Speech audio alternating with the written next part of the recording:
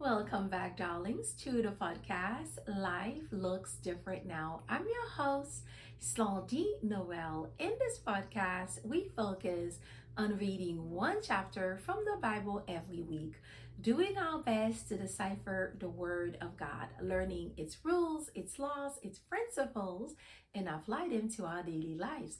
Last week, we started the second season of the podcast by reading Genesis chapter 21, the birth of Isaac, the long awaited birth of Isaac, the son of Abraham and Sarah. Now we learned that Abraham was 100 years old and Sarah was 90 when she gave birth to Isaac. What a miracle that was, and only God could have done such a miracle. We learned that Isaac was weaned and his father decided to throw a wonderful party to celebrate, the birth of this child, to celebrate the life of this kid with his friends, families, and neighbors, of course, and to also praise God for giving him such a wonderful blessing. But there we learned that Sarah got angry when she saw that Ishmael, Isaac's oldest brother, was laughing. She felt offended and she demanded that Abraham kicked Agar, Ishmael's mother, as well as Ishmael out in the wilderness. She did not want Ishmael to share her son Isaac's inheritance. And Abraham, of course, was in distress because Ishmael was his son as well. But nevertheless, Abraham didn't have a choice. He had to let Ishmael live with Agar. And God assured Abraham that Ishmael will be a great nation. He will have many sons of his own. In the desert, in the wilderness, we learned that Ishmael almost died. And his mother Agar did not want to watch him die. She left him under a tree and went away so she didn't have to watch him die. And there she wept. And God came to deliver them. And God saved Ishmael. And God allowed Ishmael to live in the wilderness, to grow up and become an expert at the bow. This week, we are going to read Genesis chapter 22. Let's see what God has in store for us in Genesis chapter 22.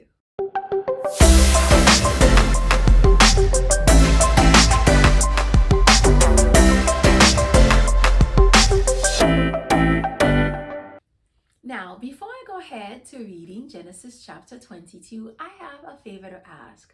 Please remember to like, share, and subscribe to this channel as you and I are eager to learn the Word of God.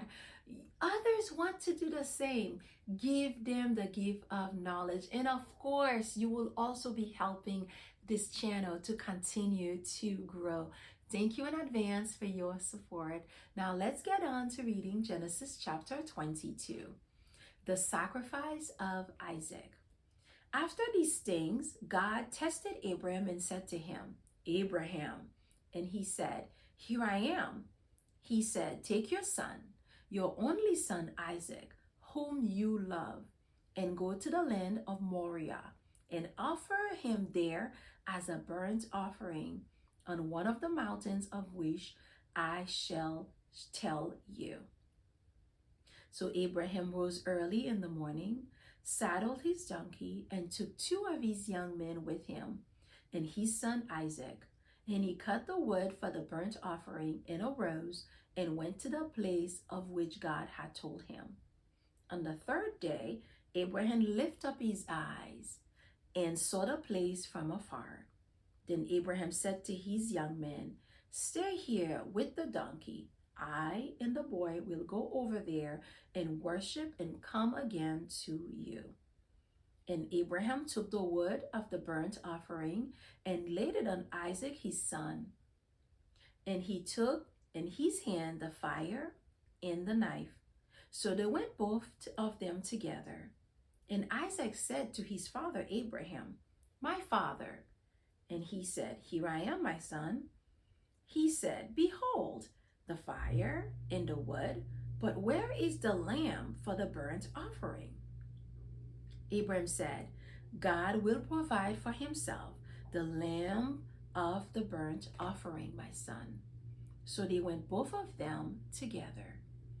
When they came to the place of which God had told him, Abraham built the altar there and laid the wood in order and bound Isaac his son and laid him on the altar on top of the wood. Then Abraham reached out his hand and took the knife to slaughter his son. But the angel of the Lord called to him from heaven and said, Abraham, Abraham. And he said, Here I am. He said, Do not lay your hand on the boy or do anything to him. For now I know that you fear God, seeing you have not withheld your son, your only son, from me. And Abraham lifted up his eyes and looked, and behold, behind him was a ram caught in a thicket by his horns. And Abraham went and took the ram and offered it up as a burnt offering instead of his son. So Abraham called the name of that place, The Lord Will Provide. As it is said to this day, on the mount of the Lord it shall be provided. And the angel of the Lord called to Abraham a second time from heaven and said, By myself I have sworn, declares the Lord, because you have done this and have not withheld your son, your only son, I will surely bless you, and I will surely multiply your offspring as the stars of heaven and as the sand that is on the seashore. And your offspring shall possess the gate of his enemies. And in your offspring shall all the nations of the earth be blessed, because you have obeyed my voice. So Abraham returned to his young men, and they arose and went together to Beersheba. And Abraham lived at Beersheba. Now, after these things, it was told to Abraham, Behold, Milcah also had borne children to your brother Nahor. Uz, his firstborn, Buz, his brother, Kemuel, the father of Aram, Chis, Azo, Pildash, Jidlap, and Bethuel. Bethuel fathered Rebekah. These 8 Milcah bore to Nahor, Abram's brother. Moreover, his concubine, whose name was Rumah, bore Teba, Gaham, Tahash, and Makkah. Wow, Genesis chapter 22 was a very difficult chapter to read. It was a difficult chapter to read for me this week because I'm a parent. You know, I cannot even imagine having to be asked to sacrifice my child or one of my children. Genesis chapter 22, we learn that God tested Abraham's faith. You know, it is the sacrifice of Isaac. Now we have to remember Isaac was the long-awaited child of Abraham and Sarah. Abraham waited 25 years for this child. Abraham was 100 years old, and Sarah, his wife, was 90 years old when this child came into the world. His faith has been tested by so many things. You know, God called Abraham when he was 75 years old to leave the land of his mother and father and move somewhere that is unknown. And he trusted God, and he did just that. And there have been many obstacles along the way. We also learned while Abraham is waiting on this child, he had another child with someone else. His wife Sarah offered her servant Agar, who at the time was just a child, to Abraham to be a surrogate for Sarah, to carry a child for them. And Abraham did that. Abraham laid with Hagar and they had a son, Ishmael. And we learn from Genesis chapter 21 that at some point, Sarah, after having her own child, Isaac, she no longer wanted to see Ishmael. She no longer wanted Ishmael and his mother, Hagar, in her presence. And Ishmael and Hagar were banished into the wilderness. So here we're learning that the only child that Abraham really have is only Isaac at this point, the child he was waiting for, the promised child. And here in the chapter, in chapter 22, God called Abraham and asked that Abraham sacrifice his son, his only son, the one who is going to be his heir, the one who is going, that Abraham will be having many descendants from. God is asking him to sacrifice this child. I don't know about you. I don't know if God were to ask me to sacrifice one of my children, that I will have that kind of faith to go ahead with it. But here we're learning that God is asking Abraham to do that. God is testing Abraham's faithfulness as well as his obedience in this story. You see, revealing the depth of Abraham's trust in God. Because God has commanded Abraham to take his son Isaac, his only son Isaac, his only child, his heir, and offer him up as a burnt offering unto the Lord at a mountain that God will be showing Abraham that he needs to offer the child up to. And we learned without any hesitation, without even thinking about it. Maybe Abraham did think about it. I don't know. The text doesn't tell us that he did. It simply said that Abraham heard the commandment. The next morning he got up. He took a donkey. He took two of his servants. He took his son Isaac, and he just set on the journey. Now we have to remember, Abraham had always had a close relationship with God, right? And Abraham has always heard the voice of God many times. In fact, Abraham have even had visit from the Lord. Abraham has been presented with many difficult situations in the past, in that he could not truly understand, what they truly meant, even when it came to the destruction of Sodom and Gomorrah.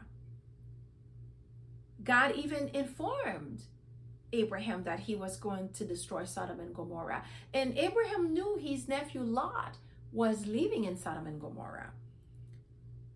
But nevertheless, God, Abraham trusted that God will do what is right, because Abraham knows God's character. You see? So here it's another test.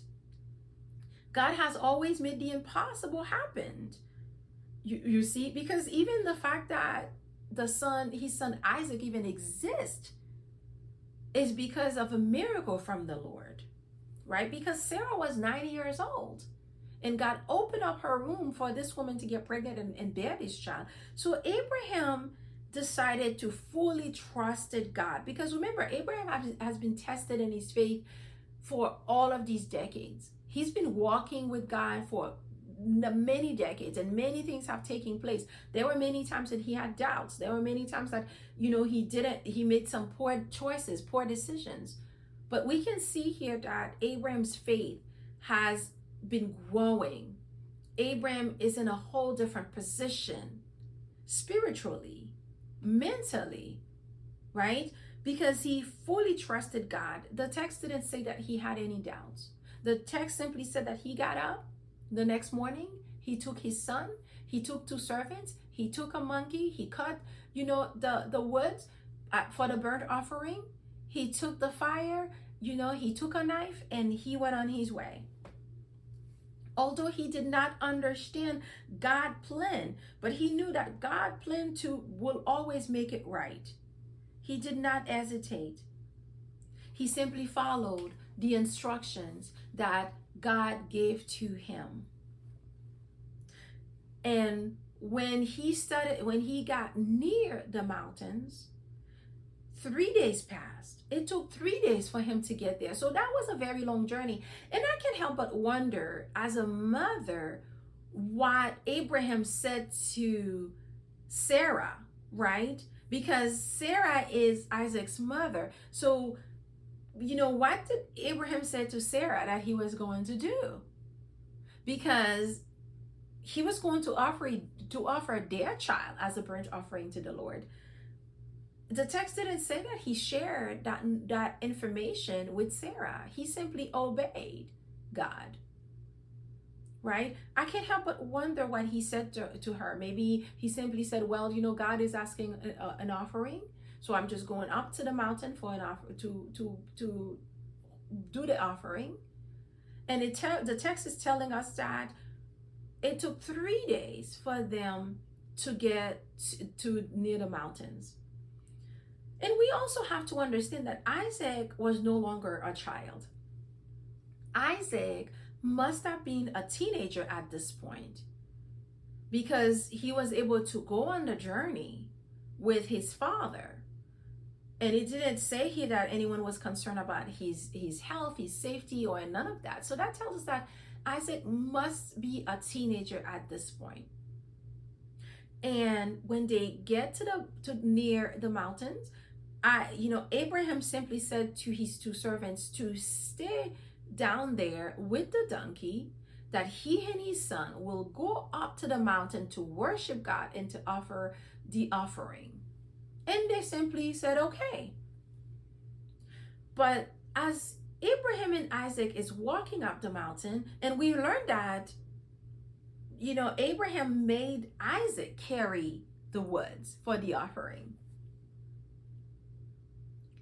And as they're walking up, Isaac, being a very bright and observant child, he simply started asking his father some questions. He must have been very intelligent to question his father. I'm sure he was familiar with offerings, because if he wasn't, he would not have asked the father, his father, well, Father, I see the fire here. I see the knife. I see the wood. But where is the lamb that is to be offered? He's asking his father because he's a little bit puzzled. He's confused. Okay, where's the lamb? Because we need a lamb for offering. And there we learned that Abraham simply said to Isaac, God will provide the offering. God will provide the lamb. And we learned that Isaac simply cooperated with his father. He's a cooperated child. He no longer questioned, and he simply accepted the answer for what it was and continue on the journey with his father. But interestingly enough, though, even after Isaac questioned his father, Abraham did not slow down at all on his quest. You see, so Abraham's faith must have been, spectacular. He must have had the solid faith that God will take care of everything, and he didn't have to worry himself, because he simply continued on. He did not hesitate.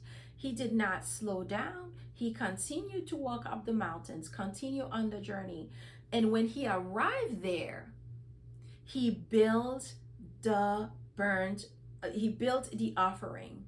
He built the offering. He built the altar, He built the altar. And he binds his son Isaac. And he picked up the child and put him on the offering, the altar, the woods. And he lifted up his hand with the knife, ready to kill the child, to sacrifice him to the Lord. Let's take a minute to think about this. Let's take a second. Let's pause here for a minute. Abraham did not hesitate. He simply bind his son. He put the son on top of the wood, and he got himself ready to kill the child, his only son, his long awaited miracle. And he got ready to kill the child to offer him as a burnt offering. How many of us have that kind of faith, that unwavering faith? A faith that we believe in God so much that we don't have to worry about anything, even if it is to sacrifice our own child. That's the type of faith Abraham had. That man has been walking with the Lord for so long that he come to a point where he no longer wavers. He no longer concerns himself. He's at a point in his life where he's like, I've experienced enough. I've seen enough. I understand enough to know that God will supply all of my needs and God will take care of everything. I no longer have to worry. I can trust that he will turn this for good. It's for God's, it's for God, and he will handle it. And there, as he's getting ready to kill his son, the voice called from heaven and told him, now that I know you fear God, seeing you did not withhold your son, your only son, from me, I want you to stop. Don't kill the child. Don't harm the child. Don't do anything to the child. And God provided to Abraham a substitute sacrifice in the form of a ram that was caught in a thicket behind Abraham. And then Abraham offered the ram and named the mountain, the Lord will provide. And that's still the name of that mountain to this day. The Lord will provide. Now listen, I know many might wonder. I know I wondered that, when I was a child, when my dad first told me that story. And I asked him, I said, but God knows everything. Why would God tell Abraham to do such a thing? Why would God ask Abraham to sacrifice his only child? Why would God think it's okay to kill another human being when God said to us not to kill? I had these questions. And I wondered, even as a child, why would, the father be okay with doing that? And I asked my dad, would you be okay killing one of us if God asked you? I asked those questions. You can't help but wonder. But we have to understand that Abraham had grown so much in God. His relationship has been so tight that he no longer had any concern. And listen, God asked Abraham to sacrifice his son. God already knew what Abraham was going to do. And even my dad had to explain that to us and said, God already knew.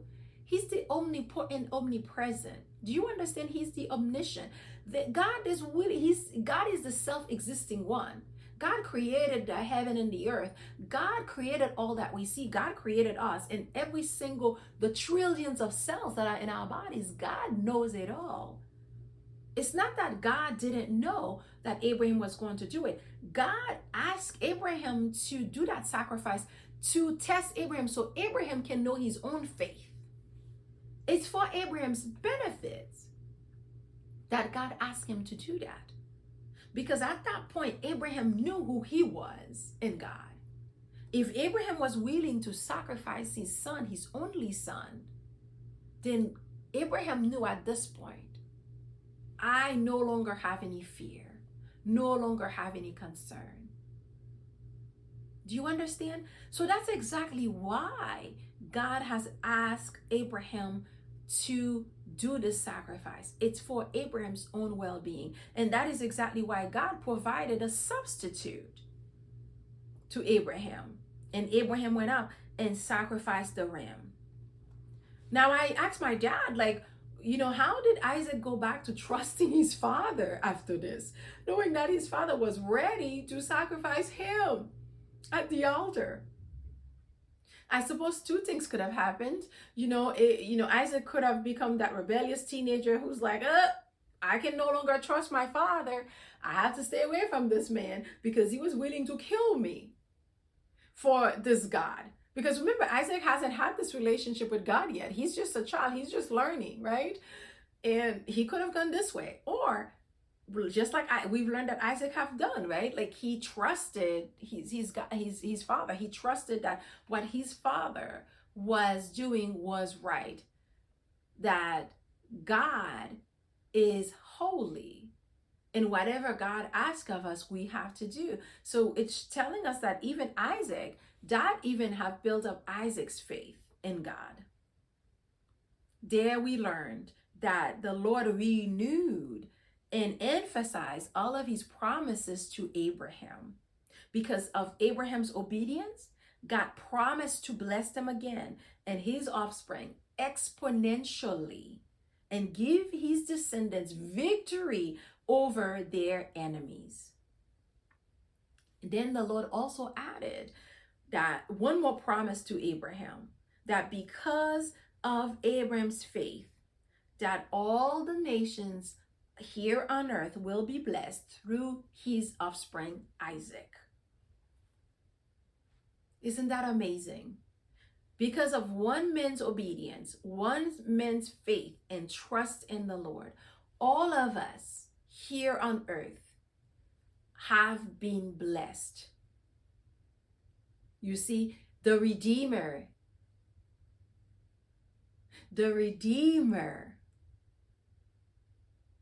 will be coming because of Abraham's faith.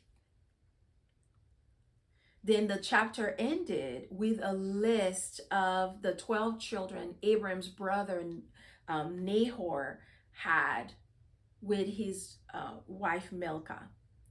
And one of those children will become the father of Rebekah. And Rebekah will also be playing a vital role in this story. So stay tuned to find out who Rebekah is. This story this week is, I know for many of us, it's mind-blowing. I know the first time I heard the story as a child, I just couldn't comprehend it. I couldn't wrap my mind around what was happening. I just couldn't comprehend as to why God will ask such a thing of anyone, And my father really had to explain the details to us. And even now as an adult, I still question, I still wonder, oh God, allow me to have that type of faith. Give me that level of wisdom. Give me that level of trust in you so that whenever you ask me to do something, I don't waver, I don't question it, I just get up and do. Because you see, all of us who are following Christ, who are Christians and so forth, just because we believe in God, just because we know that he is omnipotent, omnipresent, and he can handle it all, he's the self-existent one, even though we know he created the earth and the heavens, it doesn't necessarily mean that we trust God fully.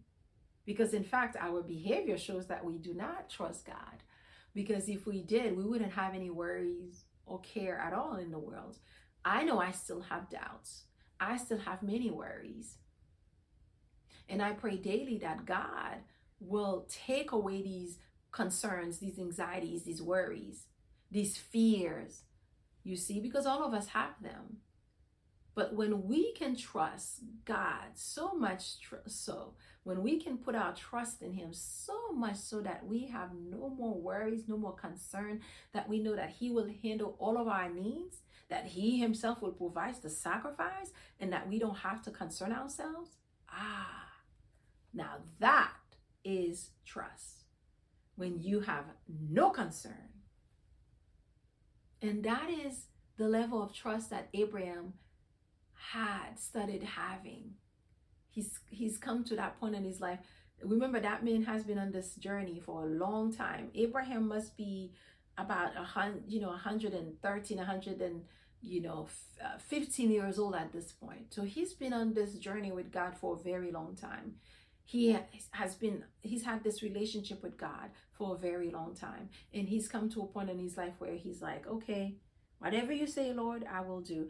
And I pray every day that I will come to a point in my life where I can say, whatever you say, Lord, I will do. And I'm praying for you too. I'm praying that God will also give you that faith, that trust in him, that you have no more worries, no more cares in this world, no more fear, that God will handle everything for you and your family. God will provide the offering. So I hope you learned something this week as well. Please leave a comment. Let me know what you learned. And of course, if you have any concerns or questions, leave them for me. And if I can answer them, of course, I will answer them. Thank you so much for tuning in for another episode. I'm praying for you, and I hope you have a marvelous week, darling. Until next time, bisous.